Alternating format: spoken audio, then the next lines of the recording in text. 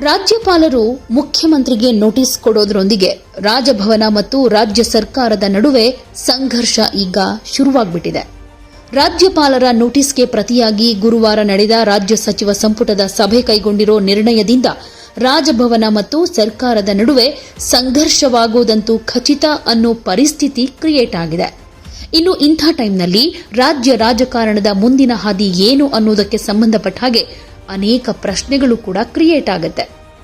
ಮೈಸೂರು ನಗರಾಭಿವೃದ್ಧಿ ಪ್ರಾಧಿಕಾರ ಅಂದ್ರೆ ಮೂಡಾ ವತಿಯಿಂದ ನಿವೇಶನ ಹಂಚಿಕೆ ವಿಚಾರದಲ್ಲಿ ಆಗಿರೋ ಅಕ್ರಮಗಳ ಆರೋಪಕ್ಕೆ ಸಂಬಂಧಪಟ್ಟ ಹಾಗೆ ರಾಜ್ಯ ಸರ್ಕಾರ ತನಿಖೆಗಾಗಿ ನಿವೃತ್ತ ನ್ಯಾಯಾಧೀಶರ ನೇತೃತ್ವದಲ್ಲಿ ಏಕಸದಸ್ಯ ಆಯೋಗವನ್ನು ಕೂಡ ರಚನೆ ಮಾಡಿದೆ. ಅದಿನ್ನು ಕಾರ್ಯಾರಂಭ ಮಾಡಬೇಕಾಗಿದೆ. ಇನ್ನು ಈ ಪ್ರಕರಣಕ್ಕೆ ಸಂಬಂಧಪಟ್ಟ ಹಾಗೆ ಟಿಜೆ ಅಬ್ರಹಾಂ ಅನ್ನೋರು ಕೊಟ್ಟಂತಹ ದೂರನ್ನ ಆಧರಿಸಿ ರಾಜ್ಯಪಾಲರು ಮುಖ್ಯಮಂತ್ರಿ ಸಿದ್ದರಾಮಯ್ಯನವರಿಗೆ ಕಾರಣ ಕೇಳಿ ನೋಟಿಸ್ ಕೊಟ್ಟಿದ್ದಾರೆ.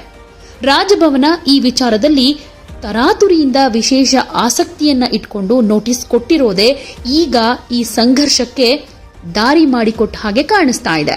ಸಂವಿಧಾನದ ಪ್ರತಿನಿಧಿಯಾಗಿ ಕರ್ತವ್ಯ ನಿರ್ವಹಿಸಬೇಕಾದ ರಾಜ್ಯಪಾಲರು ಕೇಂದ್ರ ಸರ್ಕಾರದ ಆದೇಶ ಪಾಲಕರಾಗಿ ಕೆಲಸ ಮಾಡ್ತಿದ್ದಾರೆ ಅಂತ ಕಾಂಗ್ರೆಸ್ ಪಕ್ಷ ಆರೋಪ ಮಾಡ್ತಾ ಇದೆ. ಕೇಂದ್ರದಲ್ಲಿ ಈ ಹಿಂದಿನ ಸಂದರ್ಭಗಳಲ್ಲಿ ಅಧಿಕಾರದಲ್ಲಿದ್ದ ಕಾಂಗ್ರೆಸ್ ಪಕ್ಷ ಕೂಡ ರಾಜಭವನವನ್ನ ತನ್ನ ಹಿತಾಸಕ್ತಿಗಳಿಗೆ ಬಳಸಿಕೊಂಡ ಉದಾಹರಣೆಗಳು ಕೂಡ ಸಾಕಷ್ಟಿರೋದ್ರಿಂದ ಈ ಥರದ ಒಂದು ಆರೋಪ ಸಹಜ ಅನ್ಸುತ್ತೆ. ಈಗ ಸಿದ್ದರಾಮಯ್ಯ ಅವರ ಪ್ರಕರಣಕ್ಕೆ ಸಂಬಂಧಪಟ್ಟ ಹಾಗೆ ಇಡೀ ನಿವೇಶನ ಹಂಚಿಕೆಯ ಪ್ರಕರಣದಲ್ಲಿ ಮುಖ್ಯಮಂತ್ರಿಯಾಗಿ ಅವರ ಪಾತ್ರ ಏನೂ ಇಲ್ಲ. ಈ ಪ್ರಕರಣದಲ್ಲಿ ಫಲಾನುಭವಿ ಅವರ ಪತ್ನಿ. ಬಡಾವಣೆ ರಚನೆ ಮಾಡೋ ಸಂದರ್ಭದಲ್ಲಿ ಪ್ರಾಧಿಕಾರದ ಅಧಿಕಾರಿಗಳು ಆಗ ಅಧಿಕಾರ ಮಾಡ್ತಾ ಇದ್ದ ಪ್ರಭಾವಿ ರಾಜಕಾರಣಿಗಳ ಪ್ರಭಾವಕ್ಕೆ ಮಣಿದು ನಿವೇಶನ ಹಂಚಿಕೆಯಲ್ಲಿ ಕನ್ಫ್ಯೂಷನ್ ಕ್ರಿಯೇಟ್ ಮಾಡಿದ್ದಾರೆ. ಹಾಗೆ ಈ ರೀತಿ ನಿವೇಶನ ಪಡೆದವರಲ್ಲಿ ಬಿಜೆಪಿ ಜೆಡಿಎಸ್ ನಾಯಕರು ಇದ್ದಾರೆ ಅನ್ನೋದು ಕೂಡ ಒಂದು ಆರೋಪ. ಹಾಗೆ ನೋಡಿದ್ರೆ ಮೈಸೂರಿನಲ್ಲಿ ನಡೆದಿರೋ ಹಿಂದಿನ ಅನೇಕ ಭೂ ಹಗರಣಗಳ ಬಗ್ಗೆ ಸರ್ಕಾರದ ಉನ್ನತಾಧಿಕಾರಿಗಳ ಸಮಿತಿಯೇ ವರದಿ ಕೊಟ್ಟು ಅಕ್ರಮ ಮಾಡಿರುವುದನ್ನ ಖಚಿತಪಡಿಸಿದ್ರು ಸಂಬಂಧಪಟ್ಟ ರಾಜಕೀಯ ಪ್ರಭಾವಿಗಳ ವಿರುದ್ಧ ತನಿಖೆಯಾಗ್ಲಿ ಕಾನೂನು ಕ್ರಮ ಆಗಿಲ್ಲ. ಆ ತನಿಖಾ ವರದಿಗಳು ವಿಧಾನಸೌಧದಲ್ಲಿ ಧೂಳ್ ತಿಂತಾ ಇವೆ. ಈಗ ವಿವಾದ ಎದ್ದಿರೋ ಪ್ರಕರಣದಲ್ಲಿ ಮುಖ್ಯಮಂತ್ರಿ ಸಿದ್ದರಾಮಯ್ಯ ಈಗಾಗಲೇ ತನಿಖೆಗೆ ಆದೇಶಿಸಿದ್ದಾರೆ. ಅದರ ಜೊತೆಗೆ ರಾಜ್ಯಪಾಲರನ್ನ ಹಿಂದೆ ಭೇಟಿಯಾಗಿ ದಾಖಲೆಗಳ ಸಮೇತ ಎಕ್ಸ್ಪ್ಲನೇಷನ್ ಕೊಟ್ಟಿದ್ದಾರೆ. ವಿಚಾರಣಾ ಆಯೋಗ ತನಿಖೆ ನಡೆಸಿ ಇನ್ನೂ ವರದಿ ಕೊಡಬೇಕಾಗಿದ್ದು ಅದಕ್ಕೆ ಕಾಲಾವಕಾಶ ಇದೆ. ಆರೋಪಗಳು ಬಂದ ಮೇಲೆ ರಾಜ್ಯ ಸರ್ಕಾರ ಪ್ರಕರಣವನ್ನ ನಿರ್ಲಕ್ಷಿಸಿಲ್ಲ ಅನ್ನೋದು ಇಲ್ಲಿ ಗಮನಿಸಬೇಕಾಗಿರೋ ಅಂಶ. ಹಾಗಿದ್ರೂ ಕೂಡ ಈ ಪ್ರಕರಣ ಸಂವಿಧಾನಾತ್ಮಕ ಸಂಘರ್ಷವನ್ನ ಹುಟ್ಟುಹಾಕಿರೋದ್ರ ಹಿನ್ನೆಲೆ ಏನು ಅಂತ ನೋಡಿದ್ರೆ ಇದರ ಹಿಂದೆ ಇರೋ ರಾಜಕಾರಣದ ವಾಸನೆ ಏನು ಅನ್ನೋದು ಗೊತ್ತಾಗುತ್ತೆ. ಕಳೆದ ವಿಧಾನಸಭಾ ಚುನಾವಣೆ ನಂತರ ಕಾಂಗ್ರೆಸ್ ರಾಜ್ಯದಲ್ಲಿ ಪ್ರಬಲ ರಾಜಕೀಯ ಶಕ್ತಿಯಾಗಿ ಹೊರಹೊಮ್ಮಿದೆ.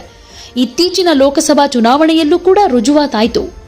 ದಕ್ಷಿಣದ ರಾಜ್ಯಗಳ ಪೈಕಿ ಕರ್ನಾಟಕದಲ್ಲಿ ಪ್ರಬಲ ರಾಜಕೀಯ ಶಕ್ತಿಯಾಗಿ ರೂಪುಗೊಳ್ಳೋ ಅವಕಾಶ ಇದ್ದ ಬಿಜೆಪಿಗೆ ಶಾಶ್ವತವಾಗಿ ಅಧಿಕಾರ ಹಿಡಿಯೋ ಕನಸು ಭಗ್ನವಾಯಿತು. ಜೊತೆಗೆ ತೆಲಂಗಾಣ ಚುನಾವಣೆಯಲ್ಲೂ ಕಾಂಗ್ರೆಸ್ ಪ್ರಾಬಲ್ಯ ಸಾಧಿಸಿರೋದು ಬಿಜೆಪಿಯ ನಿದ್ದೆಗೆಡಿಸಿದೆ. ಈಗ ಅದರ ಮುಂದುವರಿದ ಭಾಗ ಅನ್ನೋ ಹಾಗೆ ರಾಜ್ಯದಲ್ಲಿ ಮೂಡಾ ಹಗರಣವನ್ನ ಬಳಸಿಕೊಂಡು ಸಿದ್ದರಾಮಯ್ಯ ಅವರನ್ನ ಅಸ್ಥಿರಗೊಳಿಸೋದಕ್ಕೆ ಹೊರಟಿದೆ ಅನ್ನೋದು ಇಲ್ಲಿ ಗೊತ್ತಾಗ್ತಾ ಇರೋ ಅಂಶ. ಹಾಗೆ ನೋಡಿದ್ರೆ ವಾಲ್ಮೀಕಿ ಅಭಿವೃದ್ಧಿ ನಿಗಮದಲ್ಲಿ ನಡೆದಿರೋ ಭಾರೀ ಪ್ರಮಾಣದ ಹಣ ದುರುಪಯೋಗ, ಭ್ರಷ್ಟಾಚಾರದ ಹಗರಣದ ನಂತರ ಮೈಸೂರಿನ ನಿವೇಶನ ಹಂಚಿಕೆ ಪ್ರಕರಣ ರಾಜ್ಯ ಸರ್ಕಾರಕ್ಕೆ ಮುಜುಗರ ತಂದಿರೋದು ಕೂಡ ಸತ್ಯ. ಆದರೆ ಸಿದ್ದರಾಮಯ್ಯನವರನ್ನೇ ನೇರ ಗುರಿಯಾಗಿ ಮಾಡಿಕೊಂಡಿರೋದ್ರ ಹಿಂದೆ ಕೂಡ ಅನೇಕ ಲೆಕ್ಕಾಚಾರಗಳು ಕಾಣಿಸುತ್ತೆ. ಸೈದ್ಧಾಂತಿಕವಾಗಿ ಅವರು ಬಿಜೆಪಿಯನ್ನ ಕಟುವಾಗಿ ವಿರೋಧಿಸುತ್ತಾರೆ. ಇವತ್ತಿಗೂ ರಾಜ್ಯದಲ್ಲಿ ಅಹಿಂದ ವರ್ಗಗಳ ಪ್ರಶ್ನಾತೀತ ನಾಯಕ ಅಂತ ಅವರನ್ನ ಗುರುತಿಸಲಾಗುತ್ತೆ. ಆ ಸಮುದಾಯಗಳು ಅವರ ಬೆನ್ನಿಗಿರೋದು ಕೂಡ ಅಷ್ಟೇ ಸತ್ಯ. ಬಹುಶಃ ಕಾಂಗ್ರೆಸ್ನಲ್ಲಿ ಈ ಹಿಂದೆ ಮುಖ್ಯಮಂತ್ರಿಗಳಾಗಿದ್ದ ದೇವರಾಜ ಅರಸು, ಬಂಗಾರಪ್ಪನವರ ನಂತರ ಸಿದ್ದರಾಮಯ್ಯ ಹಿಂದುಳಿದ ವರ್ಗಗಳ ನಾಯಕರಾಗಿ ಗುರುತಿಸಿಕೊಂಡ ಪ್ರಬಲ ಮುಖ್ಯಮಂತ್ರಿಯಾಗಿದ್ದಾರೆ. ಅವರನ್ನ ಸರಿಗಟ್ಟೋ ನಾಯಕರು ಕಾಂಗ್ರೆಸ್ನಲ್ಲೂ ಇಲ್ಲ, ಬಿಜೆಪಿಯಲ್ಲೂ ಇಲ್ಲ. ಇನ್ನು ಜೆಡಿಎಸ್ ಮಾಜಿ ಪ್ರಧಾನಿ ದೇವೇಗೌಡರ ಕುಟುಂಬದ ಪಕ್ಷವಾಗಿ ರೂಪುಗೊಂಡಿರೋದ್ರಿಂದ ಅಲ್ಲಿ ಸಿದ್ಧಾಂತಕ್ಕಿಂತ ಕುಟುಂಬದ ಹಿತಾಸಕ್ತಿ ಮೇಲೆ ರಾಜಕಾರಣ ಡಿಸೈಡ್ ಆಗುತ್ತೆ. ಇದೆಲ್ಲವನ್ನ ಮೀರಿ ಸಿದ್ದರಾಮಯ್ಯ ಅಹಿಂದ ವರ್ಗದ ನಾಯಕರಾಗಿ ವಿಜೃಂಭಿಸ್ತಾ ಇರೋದು ಬರೀ ಬಿಜೆಪಿ ಜೆಡಿಎಸ್ ಪಕ್ಷಗಳಷ್ಟೇ ಅಲ್ಲ, ಕಾಂಗ್ರೆಸ್ನಲ್ಲೂ ಒಂದು ವರ್ಗಕ್ಕೆ ಅಸಮಾಧಾನ ಇದೆ. ಅಧಿಕಾರಕ್ಕಾಗಿ ಕಾಂಗ್ರೆಸ್ನಲ್ಲೂ ಕೂಡ ಪೈಪೋಟಿ ನಡೆದಿರೋದು ಗುಟ್ಟಾಗೇನು ಉಳ್ಕೊಂಡಿಲ್ಲ. ಈ ಸನ್ನಿವೇಶವನ್ನ ಬಳಸಿಕೊಂಡು ಸಿದ್ದರಾಮಯ್ಯ ವಿರುದ್ಧ ರಾಜಕೀಯ ತಂತ್ರ ರೂಪಿಸಿದರೆ ಅವರು ರಾಜೀನಾಮೆ ನೀಡೋ ಪರಿಸ್ಥಿತಿ ಸೃಷ್ಟಿಯಾಗಿ ಸರ್ಕಾರದಲ್ಲಿ ಅಸ್ಥಿರತೆ ಉಂಟಾಗಬಹುದು. ಸಂದರ್ಭ ನೋಡಿ ರಾಜಕೀಯ ದಾಳ ಉರುಳಿಸಿ ಅಧಿಕಾರ ಹಿಡಿಯೋದಕ್ಕೆ ಬಿಜೆಪಿ ಸಿದ್ಧತೆ ನಡೆಸಿದೆ ಅನ್ನೋದು ಕಳೆದ ಕೆಲವು ತಿಂಗಳುಗಳಿಂದ ನಡೀತಾ ಇರೋ ಬೆಳವಣಿಗೆಗಳನ್ನು ನೋಡಿದ್ರೆ ಗೊತ್ತಾಗೋ ವಿಚಾರ. ರಾಷ್ಟ್ರ ಮಟ್ಟದಲ್ಲಿ ಭರವಸೆಯ ನಾಯಕರಾಗುವುದಕ್ಕೆ ಎಲ್ಲಾ ಸೂಚನೆಗಳು ಇದ್ದ ಆಮ್ ಆದ್ಮಿ ಪಕ್ಷದ ನಾಯಕ ಹಾಗೂ ದಿಲ್ಲಿ ಮುಖ್ಯಮಂತ್ರಿ ಕೇಜ್ರಿವಾಲ್ ಅವರನ್ನ ಈಗಾಗಲೇ ದಿಲ್ಲಿ ಅಬಕಾರಿ ಹಗರಣದಲ್ಲಿ ಕೇಂದ್ರ ಸರ್ಕಾರ ತನ್ನ ತನಿಖಾ ಸಂಸ್ಥೆಗಳನ್ನು ಬಳಸಿಕೊಂಡು ಜೈಲಿಗೆ ಕಳುಹಿಸುವ ಮೂಲಕ ರಾಜಕೀಯ ಅಸ್ಥಿರತೆಗೆ ಕಾರಣ ಆಗಿದೆ. ಈಗ ಕರ್ನಾಟಕದಲ್ಲೂ ಅದೇ ಪ್ರಯೋಗಕ್ಕೆ ಮುಂದಾಗಿದೆ. ಆದರೆ ಕರ್ನಾಟಕದ ಪರಿಸ್ಥಿತಿ ಸ್ವಲ್ಪ ಬೇರೆನೇ ಇದೆ. ಈಗಾಗಲೇ ಅಹಿಂದ ವರ್ಗಗಳು ಕೇಂದ್ರ ಸರ್ಕಾರದ ಈ ಕ್ರಮದ ವಿರುದ್ಧ ಸಿಡಿದೆದ್ದಿದ್ದು ಹೋರಾಟಕ್ಕೂ ಕರೆ ಕೊಟ್ಟಿವೆ. ಈ ತಿಂಗಳು ಸಿದ್ದರಾಮಯ್ಯನವರ ಹುಟ್ಟುಹಬ್ಬದ ಆಚರಣೆ ನೆಪದಲ್ಲಿ ನಡೆಯಲಿರೋ ಬೃಹತ್ ಸಮಾವೇಶ ಮುಂದಿನ ಸಂಘರ್ಷದ ಹಾದಿಯನ್ನ ಡಿಸೈಡ್ ಮಾಡುತ್ತೆ. ಹೀಗಾಗಿ ಕೇಜ್ರಿವಾಲ್ ಪ್ರಕರಣಕ್ಕೆ ಕಂಪೇರ್ ಮಾಡಿದರೆ ರಾಜಕೀಯವಾಗಿ ಸಿದ್ದರಾಮಯ್ಯ ಪ್ರಬಲರಾಗಿದ್ದಾರೆ. ಅವರ ವಿರುದ್ಧದ ಯಾವುದೇ ಕ್ರಮ ದೂರಗಾಮಿ ಪರಿಣಾಮಗಳನ್ನು ಬೀರೋ ಚಾನ್ಸಸ್ ಇದೆ. ಹಾಗೊಂದು ವೇಳೆ ಮುಖ್ಯಮಂತ್ರಿ ಸ್ಥಾನಕ್ಕೆ ರಾಜೀನಾಮೆ ಕೊಡಬೇಕು ಅನ್ನೋ ಒತ್ತಡದ ಸನ್ನಿವೇಶ ಎದುರಾದ್ರೆ ಸ್ಪಷ್ಟವಾಗಿ ಅದನ್ನ ಅವರು ನಿರಾಕರಿಸುವ ನಿಲುವು ತಾಳೋ ಎಲ್ಲಾ ಸಾಧ್ಯತೆ ಕೂಡ ಇದೆ. ಹಾಗೊಂದು ವೇಳೆ ರಾಜ್ಯಪಾಲರು ಪ್ರಾಸಿಕ್ಯೂಷನ್ಗೆ ಅನುಮತಿ ಕೊಟ್ಟಿದ್ದೇ ಆದ್ರೆ ಕಾನೂನು ಹೋರಾಟಕ್ಕೆ ಸಿದ್ದರಾಮಯ್ಯನವರು ಕೂಡ ರೆಡಿಯಾಗಿದ್ದಾರೆ. ಆದರೆ ಕಾಂಗ್ರೆಸ್ ಪಕ್ಷದಲ್ಲಿ ಆಂತರಿಕವಾಗಿ ಈ ಪ್ರಕರಣ ಯಾವ ಸ್ವರೂಪ ಪಡೆಯುತ್ತೆ ಅನ್ನೋದು ಸದ್ಯದ ಪರಿಸ್ಥಿತಿಯಲ್ಲಿ ಪ್ರಶ್ನೆಯಾಗೇ ಉಳ್ಕೊಂಡಿದೆ. ರಾಷ್ಟ್ರ ಮಟ್ಟದಲ್ಲಿ ಕಾಂಗ್ರೆಸ್ ಪ್ರಬಲವಾಗೇನಿಲ್ಲ. ಹೀಗಾಗಿ ಒಂದು ವೇಳೆ ರಾಜೀನಾಮೆ ನೀಡಬೇಕು ಅಂತ ಹೈಕಮಾಂಡ್ನಿಂದ ಒತ್ತಡ ಎದುರಾದ್ರೆ ಸಿದ್ದರಾಮಯ್ಯ ಅದರ ವಿರುದ್ಧ ಸೆಟೆದು ನಿಲ್ಲೋ ಸಾಧ್ಯತೆಗಳೇ ಜಾಸ್ತಿ.